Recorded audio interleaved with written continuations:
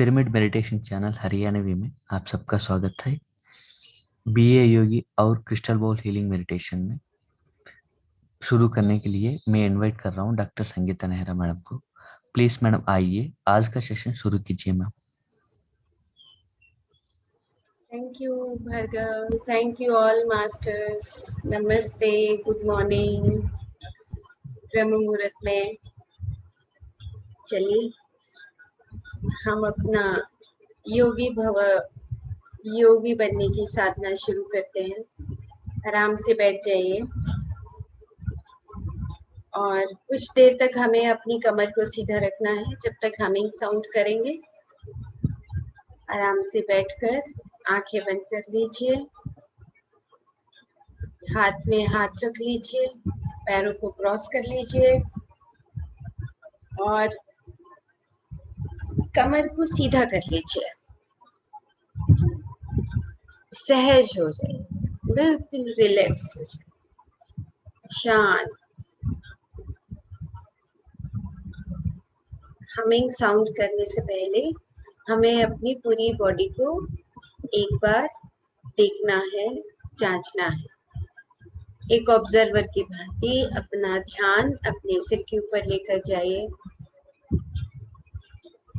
सिर से होते हुए पूरे चेहरे पर ढीला छोड़ दीजिए। कहीं कोई तनाव लग रहा है, कहीं ऐसा लग रहा है कि मुझे और रिलैक्स करना है अपने चेहरे को,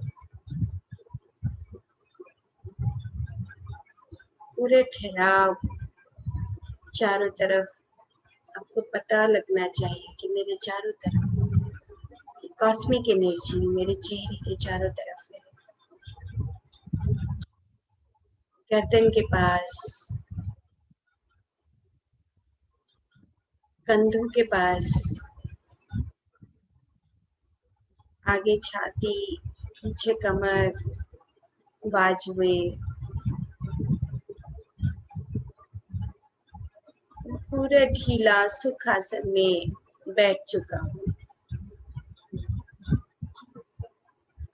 नीचे कमर का हिस्सा, पैर की उंगलियां पूरे तरीके से मैं सुख आसन में बैठ गया हूँ। बाहर से अंदर जाता हुआ प्राण और अंदर से बाहर निकलता हुआ प्राण, बाहर से अंदर जाता हुआ सांस और अंदर से बाहर निकलता हुआ सांस। सांस को भरते रहिए और छोड़ते रहिए। यह सोचकर सांस को भरना है कि मैं बाहर जितने भी तारों से ये ऊर्जा शक्ति जो मेरे पास आई है चारों तरफ, जितने भी ग्रहों से, सितारों से, अलग अलग लोगों से जो ऊर्जा मेरे पास है चारों तरफ, मैं उसको आराम से ले रहा हूँ और आराम से इस ऊर्जा को लेकर मेरे रोम रोम में ये ऊर्जा बस रही है।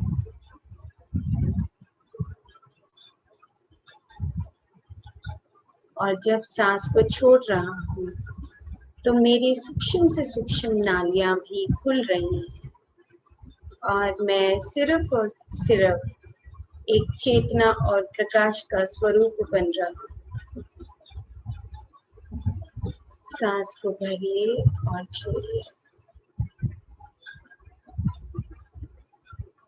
ब्रह्मांड की शक्तियाँ मेरे भीतर जा रही हैं और मैं अपने सारे दुखों और रोगों संतापों से दूर हो रहा हूँ।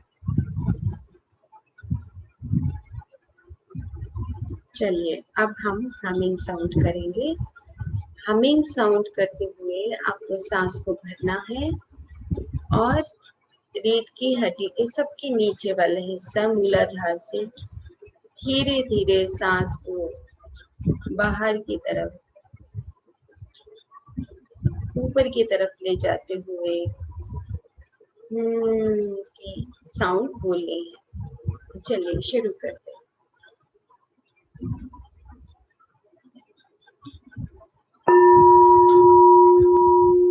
सांस को भरिए और साउंड को करिए।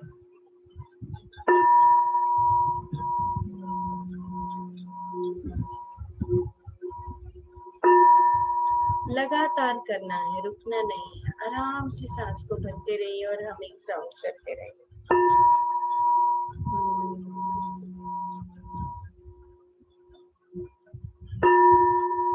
पूरी सहजता के साथ, प्यार के साथ अपनी उन तरंगों को भीतर ही भीतर देखते हुए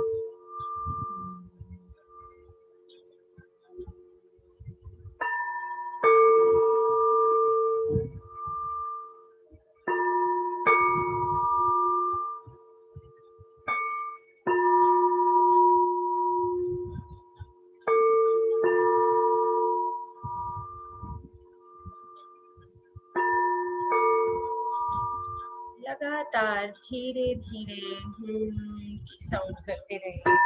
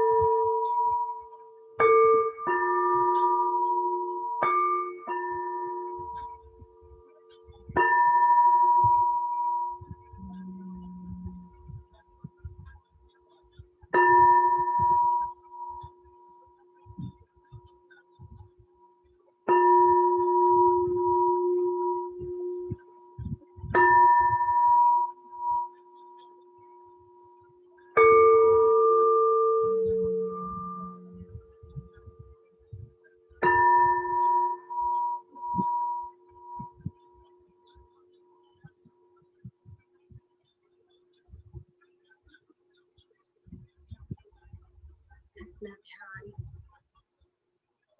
नीचे मूलाधार पर, पूरा ध्यान मूलाधार पर लेकर जाते हुए शांत होकर तरंगों को देखिए।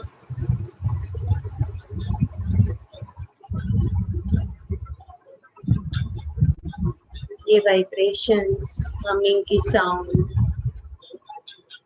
आपके पैरों की उंगलियों तक, मूलाधार चक्र की सारी नालियां खुल गई।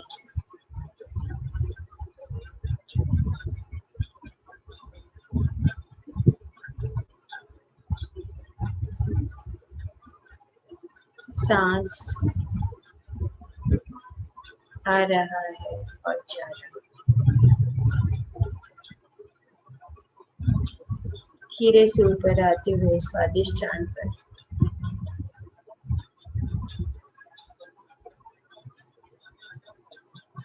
वाइब्रेशंस को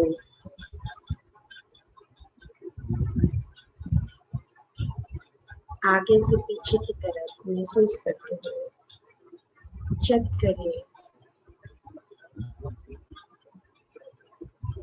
नाभि पर, मणिपुर चक्र पर, यानी नाभि के चारों तरफ अपने उन कोमल अंगों को देखिए।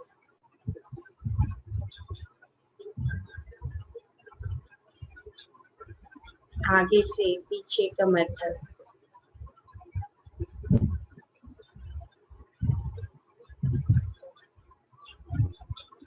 धीरे से ऊपर हृदय के पास आइए।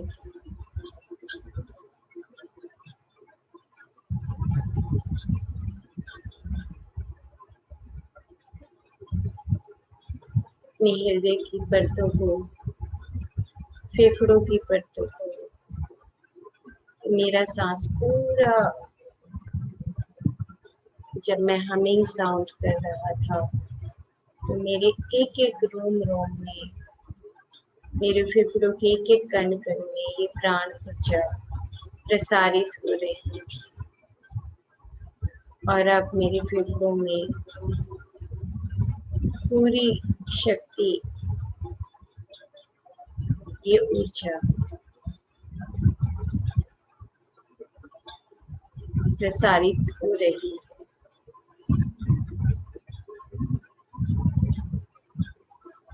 धीरे से ऊपर कंधों के पास,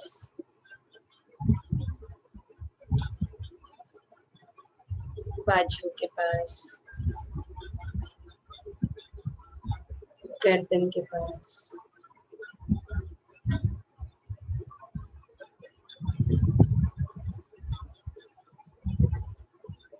चेहरा, पूरी बॉडी, पूरा शरीर शांत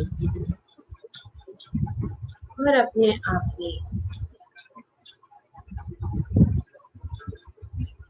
स्थित प्रज्ञ होकर अपना ध्यान सहस्रार पर ले आइए। सांस आ रहा है और जा रहा है।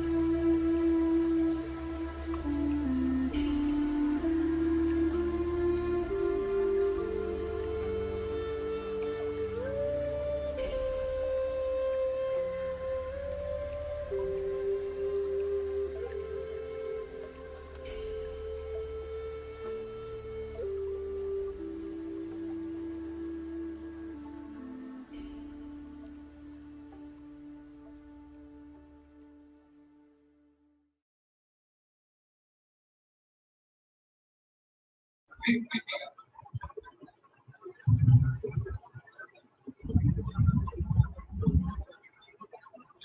धीरे हम अपने गहरे ध्यान से वापस अपने आप को देखेंगे कि मैं भीतर से एक प्रकाश का पुंज हूँ।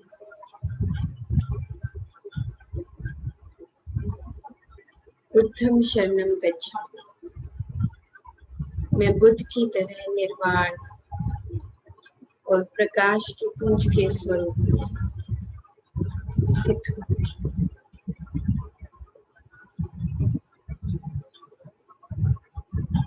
संगम शरणं गच्छामि। सारे मित्रों के साथ मेरे सारे मित्र प्रकाश की तरह चमक रहे हैं।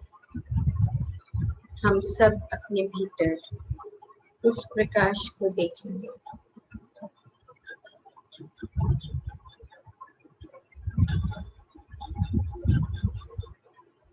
बुद्धं शरणं गच्छामि। मैं प्रकाश स्वरूप में चमक रहा हूँ।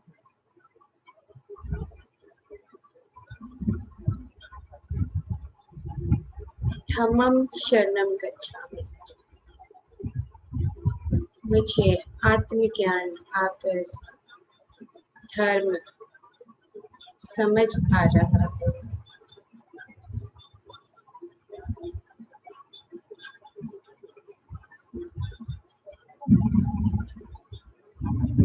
सत्यम मोक्षम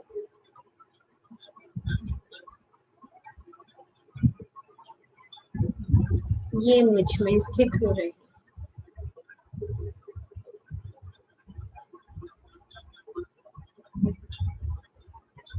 मेरे चारों तरफ प्रकाश ही प्रकाश है और मेरे भीतर भी मैं एक प्रकाश का पुंज हूँ।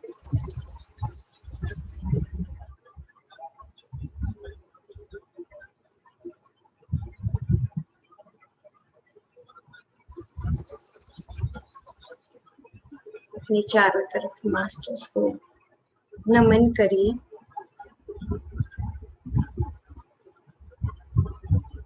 अपने आप को भी थैंक्स करिए।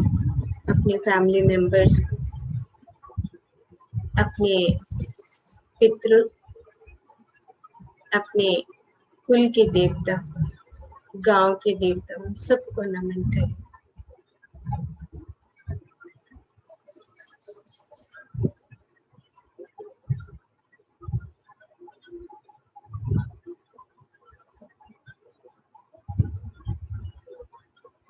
दस, 9, 8, 7, 6, 5, 4, 3, 2, 1, 0। आराम से अपने दोनों हाथों को उठाकर अपने चेहरे पर रखिए, आंखों पर रखिए और अपने हाथों की ऊर्जा अपने चेहरे की त्वचा के साथ महसूस करिए। तो आराम से, सहजता से धीरे धीरे हाथ हटाते हुए अपनी आंखें खोलें। Thank you.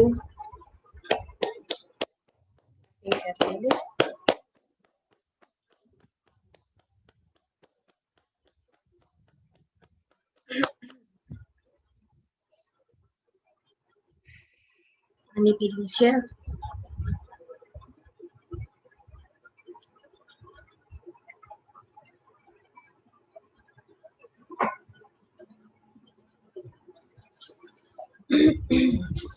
बहुत अच्छा मेडिटेशन था, वंडरफुल मेडिटेशन टुडे।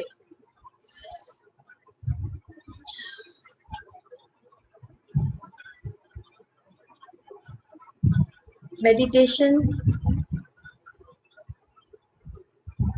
बुद्धम बुद्धा बनना, निर्वाण की प्राप्ति तक पहुंचना, खुद में डूब जाना, खुद में डूब जाना।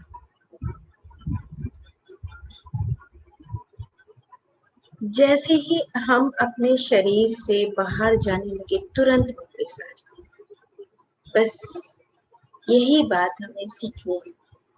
हम चाहे फिर बुद्धा की तरह पेड़ के नीचे मेडिटेशन करें निर्वाण प्राप्ति के लिए, चाहे घर में ही बैठ के मेडिटेशन करें निर्वाण प्राप्ति के लिए। बस मेन उस प्रिंसिपल को पकड़ना है, उस सिद्धांत को पकड़ना है। सिद्धांत क्या है? अपने से बाहर नहीं जाना, अपने पास वापस आ जाना। टेस्ट करते रहो, अपने आप टेस्ट करते रहो कि मैं बाहर तो नहीं जा रहा हूँ। पैरों को देखने लग जाओ, पैरों को देखो, वॉच करो, मैं बाहर तो नहीं हूँ। हाथों को वॉच करो, अपने आप को देखो एक ऑब्जर्वर की भांति, मैं बाहर तो नहीं गया हूँ, मैं शून्य हूँ ना। अपने आप से बात करते रहो कि मैं शून्यता में हूँ। मेरा विचार आ रहा है तो कौन सा विचार आ रहा है? विचार तो उठते ही आंखें खुलेंगी, विचार आएंगे, क्योंकि अनेक जन्मों में हमने इसी चीज को संग्रह किया है, इसी चीज का संचित कर्म, प्रारब्ध कर्म, आगामी कर्म बना रहे हैं, और ये संचित करते करते ये हमें आदत हो गई है, संस्कार के रूप में आ गई। तो इसी संस्कार को हमें तोड़ना है। जैसे ही भटकने लगे मन, तुरंत वापस आ जाओ। तो ये हमें ध्यान से धीरे धीरे सीखना है। अब हम यही ऐसी ही बात गीता के इस 37वें, 40वें और 41वें श्लोक में भी बताई गई कि भगवान कृष्ण जो हैं वो अर्जुन को कह रहे हैं कि तुम्हें निश्चयात्मक बुद्धि सीखनी है, तुम्हें संकल्प करना सीखना है कि जो एक वीर पुरुष होता है, जो एक आत्मज्ञानी पुरुष होता है, वो कैसा होता है।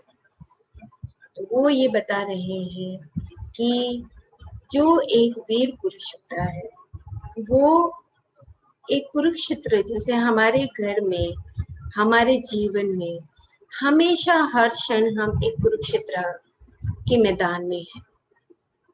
कुरुक्षेत्र में हम क्या करते हैं कि हर क्षण हम एक निश्चय करते हैं, हम एक निश्चयात्मक बुद्धि के हिसाब से निर्णय लेते हैं। हर क्षण हमें निर्णय लेना होता है कि हम ये करें या वो करें, हम ये बोले या ये बोले।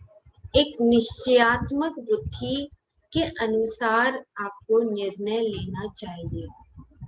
वो कहते हैं कि जब हम इस धरती पे आते हैं तो आप समझिए कि इस धरती पे आते ही जिस परिवार में आप आते हैं तो आप एक कुरुक्षेत्र के मैदान में हैं, और आपको निश्चयात्मक बुद्धि, निर्णय लेना, संकल्प करना आपको आना चाहिए। तो 37वें श्लोक में वो कह रहे हैं कि अगर तुम अर्जुन जीत गए तो तुम्हें राज्य मिलेगा, और तुम अगर वीर मरण को प्राप्त हो गए तो तुम्हें स्वर्ग लोकों की यात्रा में तुम्हें आसानी होगी कि तुम धर्म की स्थापना के लिए मृत्यु हो गई है, तुम वीर मरण को प्राप्त हो गए हो। इस कुरुक्षेत्र में तुमने धर्म की स्थापना के लिए तुमने अपना जीवन खत्म कर दिया है। तो भगवान कृष्ण एक ही बात समझा रहे हैं कि तुम्हारा जो मन है वो अनेक मुखों वाला नहीं होना चाहिए, तुम्हारी निश्चयात्मक बुद्धि होनी चाहिए। तो जैसे अर्जुन भगवान कृष्ण के आगे कह रहे हैं कि अच्छा, मैं अपने सामने वालों को देखकर वो विचलित हो रहे हैं, उनका मन जो है वो अनेक मुखों वाला हो रहा है। कभी सोच रहा है कि मैं युद्ध करूं, कभी सोच रहा है मैं नहीं करूं, कभी सोच रहा है मैं भिक्षुक बन जाऊं, कभी सोच रहा है कि मैं ये करूं वो करूं। बहुत सारी बातें वो भगवान कृष्ण को बता रहा है। तो भगवान कृष्ण एक ही बात बता रहे हैं कि देखो, अगर तुम्हारे पास स्वल्प आत्मज्ञान भी है तो भी तुम उस स्वल्प आत्मज्ञान से ही धर्म की स्थापना कर सकते हो। और अगर तुम्हारा जो मन है वो अनेक मुखों वाला है तो तुम धर्म की स्थापना नहीं कर सकते हो। तो इतनी गहरी बात वो बता रहे हैं कि आपका जो निश्चयात्मक बुद्धि है उसको आपको सीखना है। अब निश्चयात्मक बुद्धि कैसे आएगी? कि जब हम आत्मज्ञान के रास्ते पर चलते हैं, जब हम अपने आप में स्थित होते हैं, जब हम अपने आप में स्थित होने के बाद हमें पता लगता है समत्वम योग उच्यते, कि जो मेरे भीतर ये जो सोल है, जो मेरे भीतर ये आत्मा चेतना निवास करती है, उसी प्रकार से जो मेरे सामने वाला है उसमें भी वो शरीर होते हुए भी उसके अंदर भी वही आत्मा चेतना निवास करती है। और यहाँ पर इस धरती पर हम आते रहते हैं और जाते रहते हैं। तो यहाँ पर भगवान कृष्ण उनको ये बात समझा रहे हैं कि देखो, अगर तुम दृढ़ निश्चय कर लेते हो धर्म की स्थापना के लिए, अपनी एक निश्चयात्मक बुद्धि करते हो, निर्णय कर लेते हो, तो तुम्हारे पास दोनों तरफ से ही जीत है। अगर तुम युद्ध जीत जाते हो तो राज्य मिलेगा, और अगर तुम युद्ध में मारे जाते हो तो अनेक लोगों की यात्रा का तुम्हें मौका मिलेगा, और वहां पर भी तुम युद्ध में हार कर भी जीत चुके हो, क्योंकि तुम आत्मज्ञानी बनकर धर्म की स्थापना के लिए तुमने वीर मरण की प्राप्ति की है। तो ये कहने का मतलब ये समझा रहे हैं कि आपका जो मन है वो एक नियंत्रित होना चाहिए। मन नियंत्रित करने के लिए आपको अपने भीतर जाना ही होगा, आपको आत्मज्ञानी बनना सीखना ही होगा। तो आपका जो मन है वो अनेक मुखों वाला नहीं होना चाहिए। धीरे धीरे धीरे धीरे ये बात समझ आ जानी चाहिए कि मैं अनेक मुखों से निकलकर उस निश्चयात्मक बुद्धि तक कैसे पहुंचूं। और यही कुरुक्षेत्र में आपको ये समझना है कि मैं धर्म की स्थापना अगर करता हूँ तो मुझे बार बार जो विचार आ रहे हैं उन विचारों से समझकर धीरे धीरे धीरे धीरे ऊपर निश्चयात्मक बुद्धि तक पहुंचना है। तो दो बातें इन्होंने बताई हैं कि एक है सत्य विद्या, यानी कि सत्य की विद्या, और दूसरी असत्य की विद्या। तो अगर आप असत्य में ही निवास करते हैं, अनेक मुखों वाला मन जब आपका होता है, तो आप किसी भी निर्णय पे नहीं पहुंचते हैं। और अगर आपकी स्वल्प सत्य विद्या भी है तो आप धर्म के रास्ते पर ही जाएंगे, आपको उसमें लाभ ही लाभ होगा। आपको ये पता है कि मैं अगर सत्य विद्या का कर्म कर रहा हूँ तो उस कर्म का आगे जो मुझे अगर फल भी मिलता है तो उसमें भी कोई चिंता नहीं है। आप निडर होकर सत्य विद्या से आप वो काम अगर करते हैं तब निश्चयात्मक बुद्धि के हिसाब से। तो उन्होंने यहाँ पर इसी बात को जोर देते हुए कहा है कि जब हम इस धरती पर आ जाते हैं, और कृषि वर्ड यूज किया है, कृषि का मतलब यत्न करते रहो, प्रयत्न करते रहो, लगातार कर्म करते रहो, कि जो इस धरती पर मनुष्य आता है उसको लगातार अपने कर्म करते रहने चाहिए, ताकि आप अपने कर्मों में कुशलता को प्राप्त हो जाओ, और तभी आप अपने अनेक मुखों से हटकर एक निश्चयात्मक बुद्धि तक पहुंच जाएंगे। बहुत गहरा है ये, कि हम कई बार होता है कि हम विचलित हो जाते हैं, मन में बहुत सारे विचार आते हैं, और बहुत सारे विचार आकर हम ये फैसला नहीं कर पाते कि हमें क्या करना चाहिए।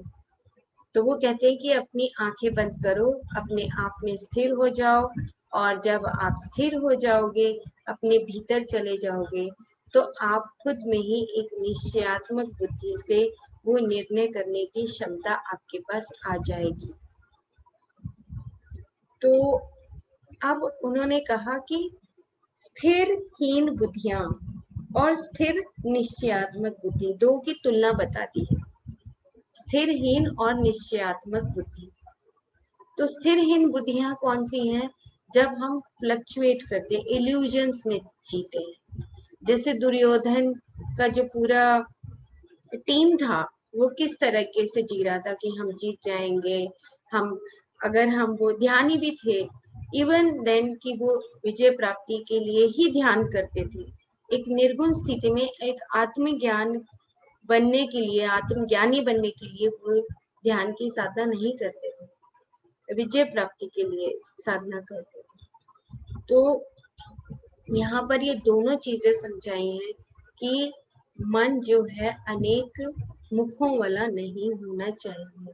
धीरे धीरे हमें एक निश्चयात्मक बुद्धि पर पहुंचकर अपने मन को स्थिर करना चाहिए, क्योंकि आने वाले जो श्लोक हैं उसमें ये बताया गया है कि ठीक है, आप आत्मज्ञानी बनने के रास्ते पर अपने अनुभवों से सीखते हुए आगे बढ़ रहे हो। अब आपका समय आ रहा है कि आपको एक संकल्प लेना है। जब आप एक संकल्प लेते हो तो फिर पीछे मुड़कर नहीं देखना कि मैं युद्ध में जीतूंगा या मैं मर जाऊंगा, वीर मरण को प्राप्त हो जाऊंगा। तो भगवान कृष्ण अर्जुन को कह रहे फिर पीछे मुड़ के देखने की तुम्हें जरूरत नहीं है। जब तुम निश्चयात्मक बुद्धि और संकल्प कर लेते हो तो फिर हार और जीत तुम्हें सोचने की जरूरत नहीं। तो ये 3 श्लोकों का सार था और बहुत सुंदर इसमें बताया गया है कि तुम्हारे पास अगर छोटा सा भी तुम 1 घंटा आधा घंटा भी ध्यान करते हो तो उस ध्यान से आप देखो कि आपके जीवन में कितना बदलाव आ रहा है और आप बदल रहे हो। निश्चित तो संकल्प है, सुबह 5 बजे उठकर हम ध्यान करते हैं, शाम को 5:40 पे हम अपनी साइलेंस की, अपनी बॉडी को और ज्यादा क्रिस्टलाइन बनाने के लिए साधना करते हैं। ये निश्चयात्मक बुद्धि है, ये संकल्प है जिसमें हम धर्म को सीख रहे हैं, सत्य को सीख रहे हैं, मोक्ष निर्वाण की प्राप्ति को सीख रहे हैं। और यही बात भगवत गीता हमें श्लोकों के माध्यम से भगवान कृष्ण एक अर्जुन का मतलब है हमारा पूरा समाज को ये संदेश दे रहे हैं कि तुम किसी भी युग में अगर तुम आत्मज्ञानी हो तो तुम सतयुग में ही हो, तुम लाइट एज में ही हो। तो हमें भटकना नहीं है फ्रेंड्स, बिल्कुल नहीं भटकना है। Okay, thank you all masters. और नेचर में जाना है, आसमान को देखना है, ग्रीनरी को देखना है, ये सारे काम आपको करने।